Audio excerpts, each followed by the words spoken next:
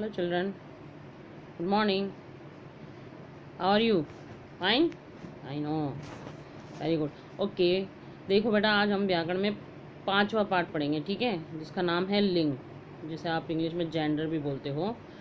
जैसे लिंग होता है, जैसे मान लो आपके, जैसे इसमें दे रखा है चित्र में माता पिता, है ना।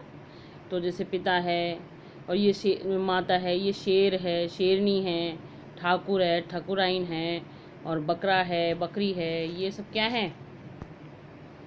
ये सब क्या है बेटा? ये लिंग है। लेकिन इनकी पहचान कैसे करेंगे हम? देखिए, अब जैसे जैसे पिता लिख रखा है, तो पिता किस में आएगा? पुरुष लिंग में आएगा। माता किस में आएगी? स्त्रीलिंग में आएगी, ठीक है। तो यानी कि जो स्त्री है, नारी है, या फिर कहें लड़की है, ये सब किस में आएंगे? स्त्रीलिंग में आएंगे। लेकिन जैसे पिता है, शेर है, ठाकुर है, बकरा, ये सब मतलब ये जो हैं ये पुरुष लिंग में आएंगे, ठीक है। अभी देखो लिंग की परिभाषा आपको मैं बताती हूँ। ये दिख रहा है आपको, है ना। ये लिख रहा है, अतः शब्द के जिस रूप से, क्या लिखा है? शब्द के जिस रूप से यह पता चले कि वह पुरुष है या पुरुष जाति का है या स्त्री जाति का है, तो उसे हम लिंग कहते हैं। यानी कि जिन शब्दों से पुरुष या स्त्री जाति का बोध होता है उसे हम लिंग कहते हैं। ओके, तो जैसे मान लीजिए लिंग, अब देखो इसमें कई उदाहरण दे रखे हैं, हैं? ये देखो, ये दे रखा है ना आपको, ये दिख रहा है ना, कुछ स्त्री को ये सारे ये दे रखे हैं, ठीक है।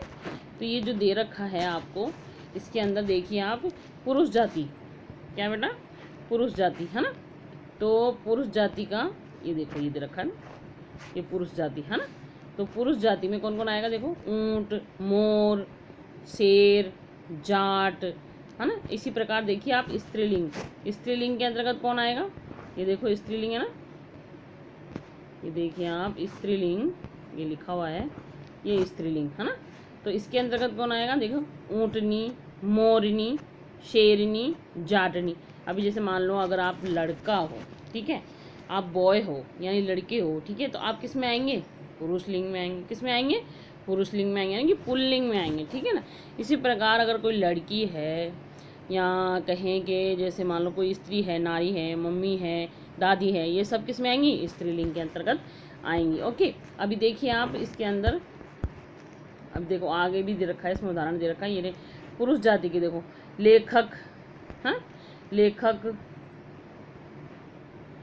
ये लेखक है, और ये लेखिका है, ठीक है, सेवक है, सेविका है, नौकर है, नौकरानी है, माली है, और मालिन है, ठीक है। ये हो गया इनका पुल्लिंग और स्त्रीलिंग शब्द, जो आपको थोड़ा सा लर्न करना पड़ेगा, ठीक है। ये एग्जाम दे रखे हैं, आपको लर्न करने चाहिए, ठीक है। कुछ संज्ञा शब्द स्त्री एवं पुरुष जाति के लिए समान रूप से प्रयोग किए जाते हैं, जैसे जैसे कौन से? प्रधानमंत्री, डॉक्टर, राष्ट्रपति, इंजीनियर, खिलाड़ी और मंत्री। अभी जैसे मान लीजिए कोई प्रधानमंत्री है, चाहे वो स्त्री हो या पुरुष हो, आप तो उसको यही कहेंगे ना कि हमारे देश के प्रधानमंत्री ये हैं, ठीक है, हमारे देश की, या उनका शब्द है कुछ आगे की का, इनसे ज़रूर पहचान हो सकती है, लेकिन शब्द उनके लिए समान ही प्रयोग लिया जाता है। जैसे डॉक्टर है, अब डॉक्टर तो स्त्री भी हो सकती है और पुरुष भी हो सकता है, लेकिन आप उसको डॉक्टर ही तो कहोगे, ठीक है। इसी प्रकार राष्ट्रपति है, इंजीनियर है, तो ये कुछ शब्द हैं जिनका स्त्रीलिंग और पुरुषलिंग में दोनों में समान प्रयोग किया जाता है, ठीक है। सभी नाम स्त्री जाति या पुरुष जाति के होते हैं, ठीक है। कोई भी नाम है वो स्त्री जाति या पुरुष जाति के होते हैं। कुछ नाम सदैव पुरुष जाति यानी कि पुल्लिंग के होते हैं, जैसे मान लीजिए भेड़िया है, पेड़ है, तोता है, ये सब हमेशा किस में आएंगे? पुल्लिंग में आएंगे, ठीक है। कुछ नाम ऐसे होते हैं जो स्त्रीलिंग में आते हैं हमेशा, सदैव, ठीक है। कुछ नाम सदैव किस में आते हैं? स्त्रीलिंग में आते हैं। जैसे मान लीजिए नदी, अब नदी का पुल्लिंग तो हम कैसे बना सकते हैं? नहीं बन सकता ना, तो नदी स्त्रीलिंग में ही आएगा। नदी, पुस्तक है, कोयल है, लोमड़ी है, ये सब क्या है? स्त्रीलिंग के अंतर्गत ही आएगा। इसी प्रकार देखिए सदैव एक से, यानी कि जो चौथा पॉइंट है हमारा ये वाला, सदैव एक से रहने वाले नाम के शब्दों से पहले नर या मादा लगता है। कुछ ऐसे जो शब्द हैं उनमें हमेशा नर या मादा लगता है। जैसे मान लीजिए नर लोमड़ी, जैसे लोमड़ी का हम अगर पुल्लिंग बनाएंगे तो नहीं बनेगा, क्या बनाना पड़ेगा? नर लोमड़ी, नर यानी पुल्लिंग में आ गया ये। मादा खरगोश, मादा खरगोश, अब खरगोश है वो पुल्लिंग में आता है, लेकिन उसका अगर हम स्त्रीलिंग बनाएंगे तो क्या करना पड़ेगा हमें, उसके आगे हमें मादा लिखना पड़ेगा। क्या लिखना पड़ेगा, मादा लिखना पड़ेगा, है ना। दिख रहा है आपको। इसी प्रकार देखिए, तो बेटा आपका ये चैप्टर ख़त्म हो चुका है। अब आप मतलब समाप्त हो चुका है। तो आप जानते हैं कि पुल्लिंग और स्त्रीलिंग में हम कैसे अंतर कर सकते हैं, ठीक है।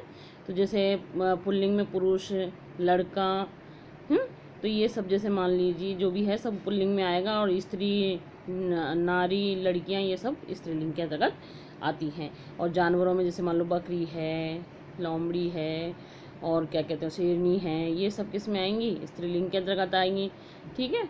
तो इस तरह से आप देखिए स्त्रीलिंग और पुल्लिंग का आपका जो अध्याय है वो समाप्त हो चुका है। आप इसका वर्क अच्छी तरह से कर लेना बेटा, मैं आपको PDF के जरिए भेज दूँगी। Okay, thank you, bye bye.